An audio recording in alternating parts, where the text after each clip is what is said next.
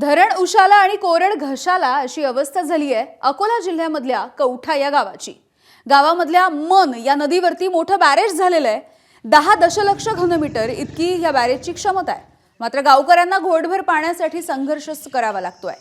नदीतले छोटे खड्डे किंवा झऱ्यांवरती तहान भागवण्याची वेळ इथल्या ग्रामस्थांवर आली आहे। गावातले हातपंप विहिरी अक्षरशः कोरड्या ठाक आहेत। पाण्याची समस्या इतकी गंभीर आहे की इथल्या तरुणांना लग्नासाठी मुलीच मिळत नाहीये।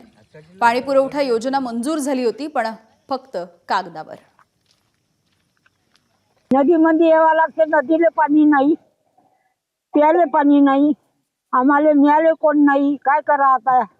म्हाताऱ्या माणसाला लय त्रास आहे, असं चाला लागते, भरणं घेऊन चाला लागते, कधी येते म्हाता वाडीचं पाण्याचा त्रास सर आम्हाला सर्व गावाले पूर्ण भटकंती करावं लागते पाण्यासाठी। कारण बोरिंगचं पाणी गावामध्ये आहे की नाही एकदम खारट आहे, त्यानं किडनी स्टोन सारख्या बिमाऱ्या होतात, पोटाचा त्रास जास्त होतो।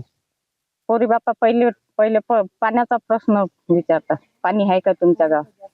पाणी आहे बोरचं, पण खारं आहे, पियाचं पाणी गोड नदीचं आणायला लागते डोक्यात, म्हणून पोरीचं काही देत नाही।